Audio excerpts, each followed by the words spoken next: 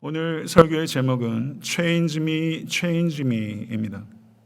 Change Me, Change Me. 설교의 부제는 순결한 예배, 순종하는 삶입니다. 순결한 예배, 순종하는 삶.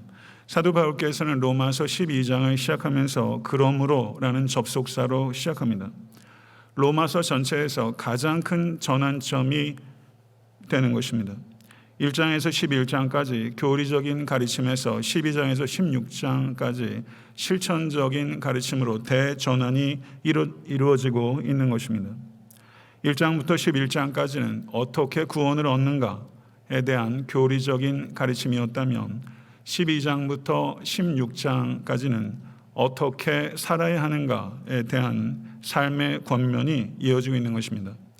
1장부터 11장까지는 하나님께서 인간의 영혼을 위해서 무엇을 하셨는가에 대한 설명이라면 12장부터 16장까지는 인간이 하나님의 영혼을 위해서 무엇을 하여야 하는가에 대한 명령이라고 할 수 있습니다.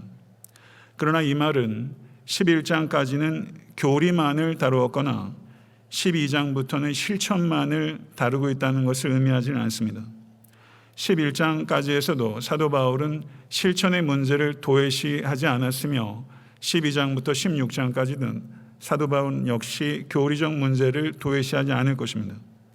바울의 주된 관심사가 11장까지는 교리였다면 12장부터는 주된 관심사가 실천이 될 것이라는 뜻입니다. 성도 여러분, 간혹 그리스도인들 가운데 균형을 잃고 교리적인 관심에만 빠지거나 실천적인 문제만 쫓는 사람들이 있는 것 같습니다.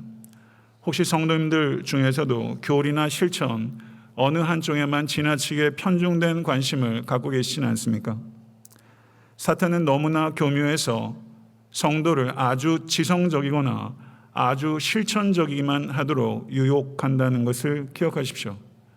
행위를 아예 무시하거나 행위만을 중시하게 될 수 있다는 것을 경계하시라는 뜻입니다. 교리와 실천이 분리된 신앙은 아무리 진지해도 참된 신앙이 될 수 없습니다. 교리와 실천은 원인과 결과로서 반드시 결합돼야 하는 것입니다. 성도 여러분, 신앙은 사고방식이 아니라 삶의 방식이 되어야 합니다. 실천으로 표현되지 않는 교리는 결코 진리가 될 수 없습니다.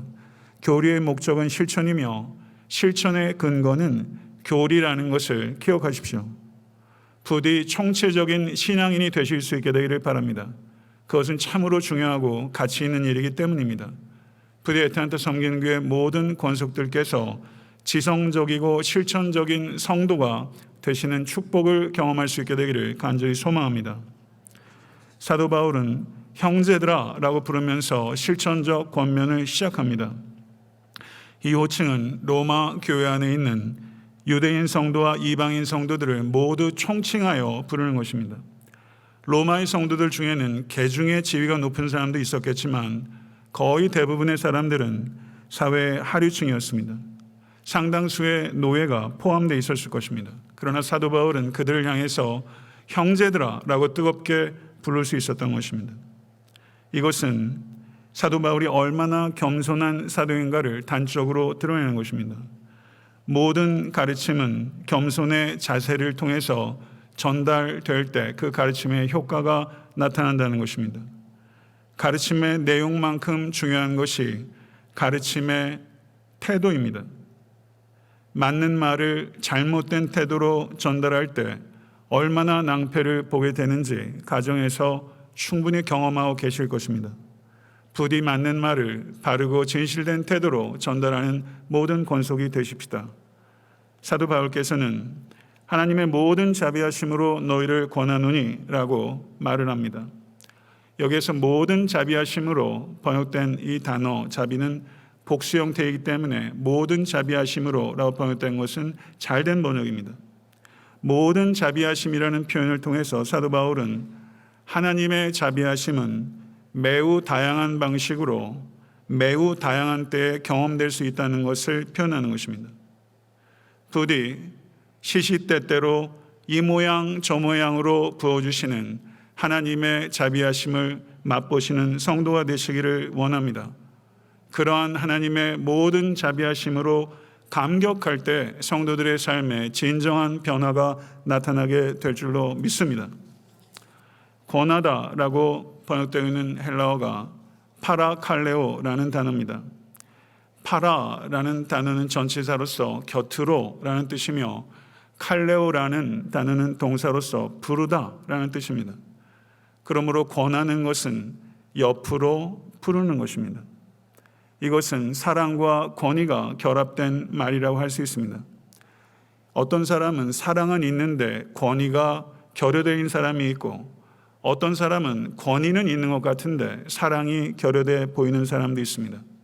참된 영적 리더는 사랑과 권위가 그 인격과 신앙 안에서 조화롭게 결합되는 사람이라고 할 수 있는 것입니다.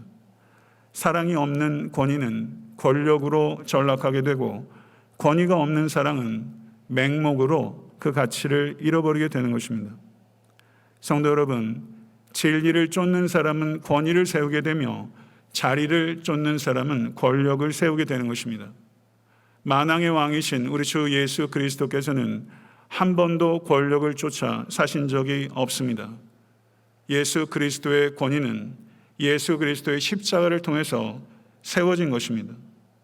부디 참된 권위는 섬김을 통해서 세워진다는 것을 받아들이실 수 있게 되기를 바랍니다. 지배하려는 자는 권력자요, 섬기는 자가 권위자인 것입니다. 권력은 용서하지 않습니다. 그러나 권위는 용서합니다. 권력은 사랑 없이 세울 수 있습니다. 그러나 권위는 반드시 사랑을 통해서 세워지게 되는 것입니다. 부디 여러분의 가정을 사랑으로 권위를 세우는 귀한 참된 가정이 될 수 있게 되기를 간절히 바랍니다. 12장부터 시작되는 실천에 대한 권면들 가운데 첫 번째 권면은 너희 몸을 하나님이 기뻐하시는 거룩한 산 제물로 드리라 라는 것입니다. 사도 바울께서는 많은 실천적 권면들 가운데 무엇을 첫 번째로 권면해야 했을까 매우 신중하게 선택했을 것입니다. 사도 바울의 첫 번째 권면은 예배에 대한 권면입니다. 예배에 대한 권면을 사도 바울이 첫 번째로 선택한 이유는 성도에게 있어서 가장 중요한 것은 예배이기 때문입니다. 예배는 살아계신 하나님, 거룩하신 하나님을 온 몸으로 온 마음으로 만나는 사건입니다. 신앙의 성장을 위해서 예배만큼 중요한 것은 없다는 뜻입니다. 이 예배를 통해서 살아계신 거룩하신 하나님을 만나는 축복을 경험할 수 있게 되기를 바랍니다. 하나님을 만나지 못하는 예배가 거듭되면 성도는 교인으로 전락하게 되며 삶의 변화는 나타나지 않고 종교적 변장과 화장을 일삼게 되는 것입니다. 사랑하는 성도 여러분, 진실로 변화되기 원한다면 예배부터 변화되어야 될 줄로 믿습니다. 예배를 지키십시오. 코비드-19의 가정에서 교회에서 참된 예배가 회복될 수 있도록 기도하시고 그것에 최우선적인 우선권을 두시는 우리 모두가 될 수 있기를 원합니다. 예배를 지키십시오. 예배가 여러분을 지키게 되는 것을 경험하게 될 줄로 믿습니다. 근데 사도 바울은 특이하게도 몸을 산 제물로 드리는 예배가 영적 예배라고 말을 합니다. 몸을 산 제물로 드리는 예배가 도대체 어떤 예배입니까? 플레이토의 영향을 받았던 헬라 문화에서는 몸에 대해서 부정적 견해를 가지고 있습니다. 대표적인 명제가 육체는 무덤이다라는 것입니다. 이와 같은 인식이 팽배했습니다. 그래서 헬라인들은 육체로부터의 탈출을 기대합니다. 하나님께서 기뻐하시는 거룩한 산 예배는 육체로부터 탈출하는 예배가 아니라는 것입니다. 영적인 예배는 몸으로 드리는 예배입니다. 몸으로 드리는 예배는 생활의 실천이 있는 예배를 가리키는 것입니다. 몸으로 드리는 예배를 한마디로 정의하면 생활 예배라고 할 수 있는 것입니다. 사랑하는 성도 여러분, 예배당에서 지금은 가정에서 드리는 주일 예배에 성공하기 위해서 삶을 살아가십시오. 그러나 주일의 예배당에서 함께 드리는 예배가 생활의 예배로 드려지지 못한다면 주일에 드리는 이 예배는 불경한 예배에 불과할 것입니다. 부디 여러분의 생활의 자리에서 생활이 예배가 될 수 있도록 삶을 신실하게 이끌어가시는 모든 권속이 되실 수 있게 되기를 간절히 축원합니다. 예배 드리다라고 번역되고 있는 대표적인 히브리어가 아바드라는 단어이며 헬라어로는 프로스쿠네오라는 단어입니다. 요한복음 9장에 날 때부터 소경된 자가 예수께 프로스쿠네오 했습니다. 요한복음에 프로스쿠네오라는 단어의 주어로 쓰인 유일한 사람이 날 때부터 소경된 자입니다. 그는 예배 드린 것입니다. 이 아바드, 프로스쿠네오라는 단어가 공이 가지고 있는 뜻은 부복하다, 엎드리다 이런 뜻입니다. 그러면 성경적 의미의 예배는 엎드리는 것입니다.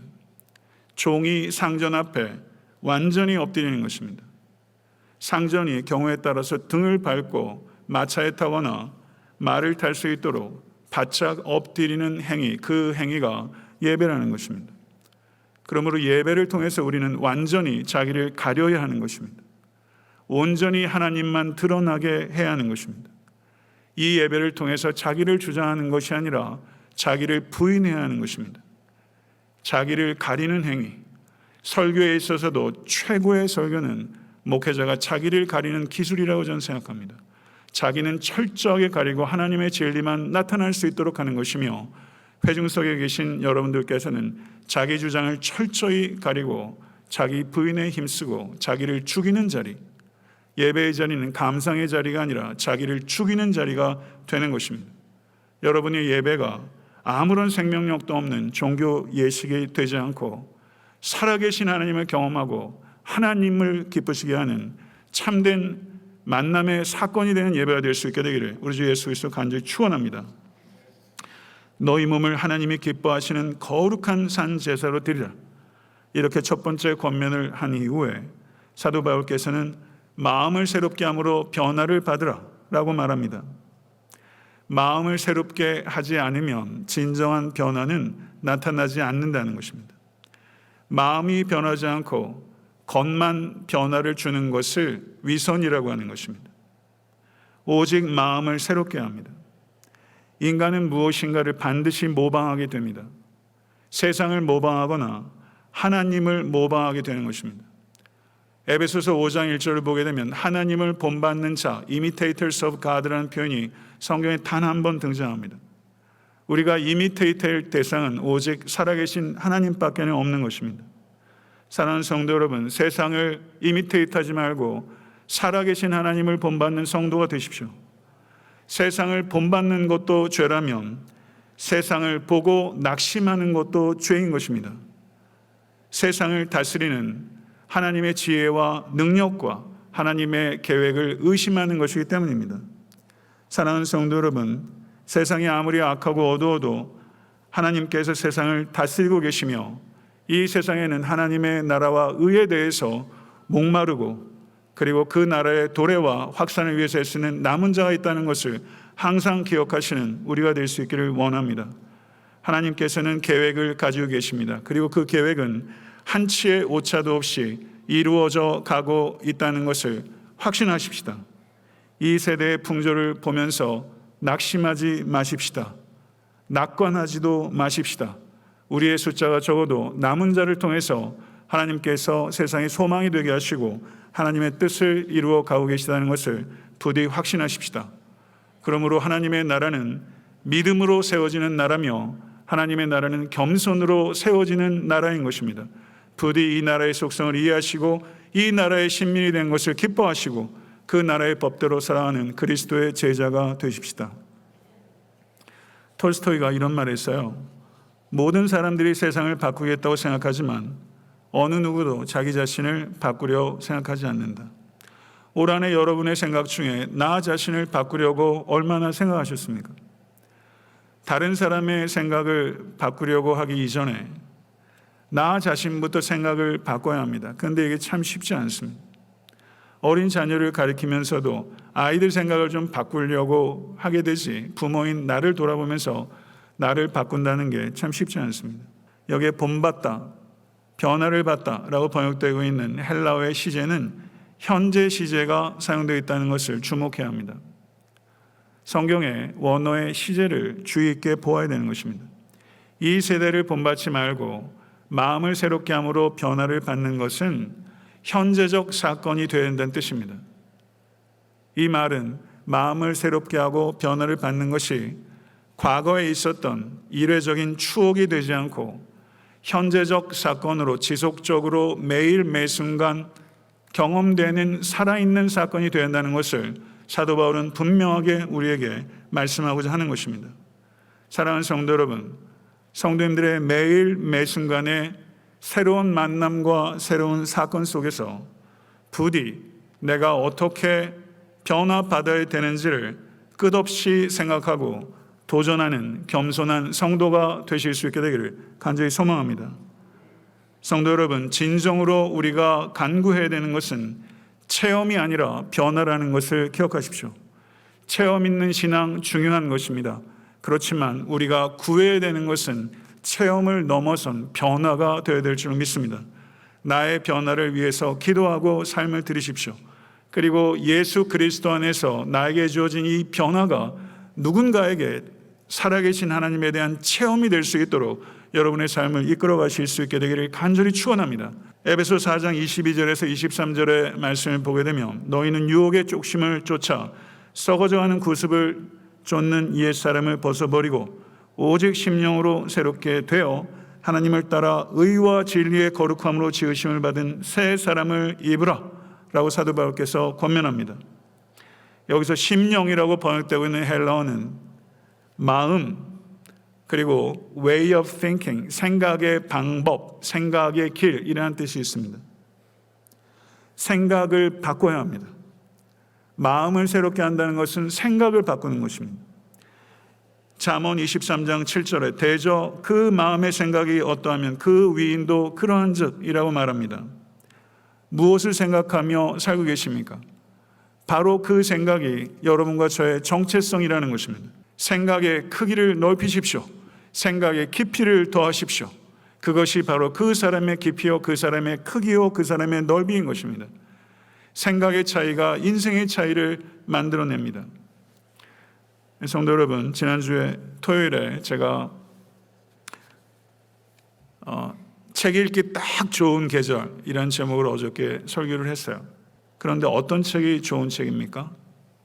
어떤 책? 글자가 적고 활자가 크고 사파가 많은 책이 좋은 책이 아니라 생각을 자극하는 책이 좋은 책이에요. 어떤 사람이 좋은 사람입니까? 이 사람과 대화하면 뭔가 여운이 있고 생각하게 하는 사람이 좋은 사람이에요.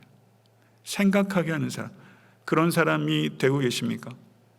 여러분을 만나면 여러분의 자녀가 무엇인가 생각합니까? 생각하도록 하는 학문이 철학이에요. 생각하게 하는 사람이 되십시오. 어떤 설교가 좋은 설교입니까? 예화가 많은 설교입니까? 우스갯소리가 있는 설교입니까? 웅변이 있는 설교입니까? 저는 좋은 설교는 생각하게 하는 설교로 생각해요. 어떤 기도가 좋은 기도입니까? 기도에 대한 새로운 정의를 제가 정리해 놓으면서 참 기도에 대한 좋은 데피니션이다, 그렇게 느껴진 게 있어요. 저를 한번 따라해 보세요. 기도는 성령과 더불어 생각하는 것이다. 기도에 대한 많은 정의들이 있어요. 근데 저는 이 정의를 어째 정리하면서 정말 그렇구나. 기도는 성령과 더불어 생각하는 것이다. 우리가 기도를 무슨 리퀘스트 리스트 만들듯이 내 할 이야기만 다 던져버리고 하나님 말씀할 여유도 없이 그 자리를 떠날 때가 얼마나 많은지 몰라요. 성령과 더불어 생각하는 것이 기도다. 여러분, 생각이 인생의 승부처라는 것을 기억하십시오. 생각이 인생의 격전지입니다. 영적 전쟁의 최전방이 생각이에요. 제가 좋아하는 금언이 있어요. Think about thinking. 생각에 대해서 생각하라. 생각에 대해서 생각하는 것은 고통을 가져다 줍니다. 그러나 이 고통은 매우 의미 있는 고통이 될 것입니다. 사랑하는 성도 여러분, 부디 생각을 신중하게 결정하십시오. 독일의 히틀러가 이런 말을 했어요. 생각하지 않는 부하를 둔 통치자는 얼마나 행복한가. 마틴 로이드 존스 목사님은 생각하지 않는 교인은 세상 문화에 빠르게 흡수된다, 이런 이야기를 했어요. 생각하지 않으면 세상 문화에 휘말리게 되는 것입니다. 부디 애타한테 섬기는 교회 성도님들께서 생각이나 말이나 행위에 있어서 참된 것을 생각하고 존중받을 만한 명예롭고 고상하고 진지한 것을 생각하며 하나님과 인간과의 관계에 있어서 합당한 의무를 생각하고 동기에 있어서 항상 순수함을 지키려고 생각하고 혐오스러운 것을 피하고 사랑스러운 것들을 생각하고 반감을 일으키는 것이 아니라 좋은 평판을 얻는 일을 생각하는 여러분의 삶이 될 수 있게 되기를 주님의 이름으로 축복합니다. 오늘 설교의 제목은 저는 랜덜 제럴이라는 미국의 시인의 유명한 시에서 제가 차용한 것입니다. 이 랜덜 제럴이라는 이 시인이 시의 한 부분이 이런 내용이에요. You know what I was. You see what I am. Change me. Change me. 한 시인의 고백이에요. 제가 이 시의 전문을 읽지 못했지만 제가 읽은 책에서 이분의 인용을 코테이션을 제가 보고 어저께 위키백과를 보니까 이분이 크리스찬인지 좀 궁금했어요. 이유가 하나님이셔도 충분하지 않아요. 내가 누구였는지 아십니다. 내가 누구인지 보십니다.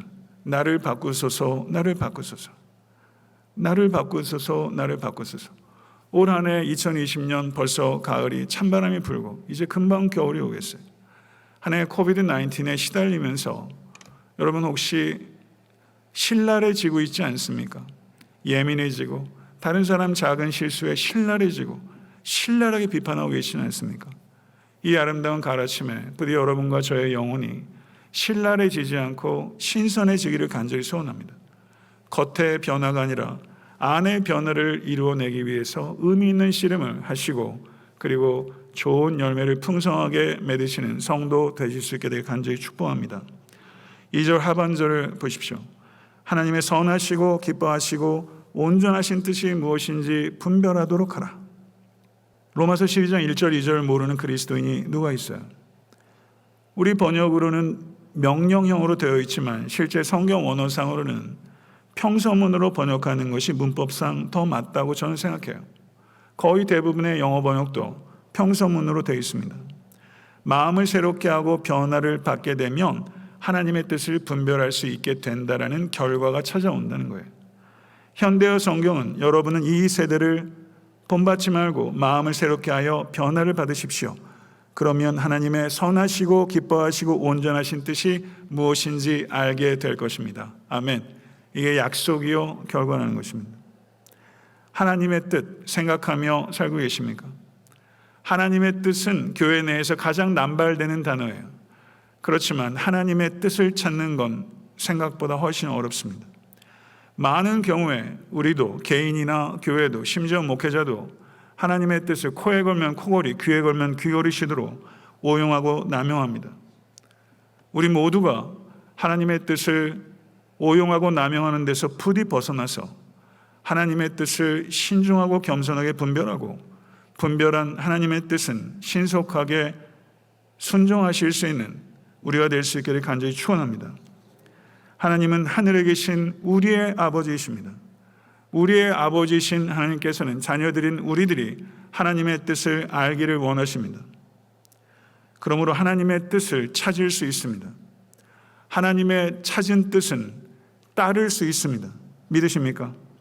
그렇지만 하나님의 뜻을 찾기 위해서 전제가 필요합니다. 그것은 하나님의 뜻에 순종하겠다는 결단이 먼저 있어야 한다는 것입니다. 하나님의 뜻을 행하고자 하는 자에게 하나님의 뜻이 알려지게 될 줄로 믿습니다. 하나님의 뜻을 혹시 지금 찾고 계시진 않습니까? 세 가지 중요한 분별의 기준을 말씀드리겠습니다. 하나님의 뜻의 최고의 기준은 하나님의 말씀입니다. 성경은 모든 시대, 모든 인간들의 삶에 있어서 가장 보편적인 원칙을 제시하는 하나님의 말씀인 것을 믿습니다. 하나님께서 하나님의 뜻을 명확하게 성경에서 계시해 주셨으며 보편적인 원칙이 성경 안에 있습니다. 성경에 명확하게 기록된 Will of God를 순종하십시오. 그리고 그것이 여러분의 삶의 습관이 되도록 삶을 이끌어 가십시오. 그러면 여러분의 삶에 경험하는 매우 개인적이고 세세한 삶의 중요한 선택들 안에서 하나님의 뜻을 발견하게 될 줄로 믿습니다. 두 번째는 성령의 인도하심을 따르십시오. 성령님께서 여러분 안에 내주하고 계십니다.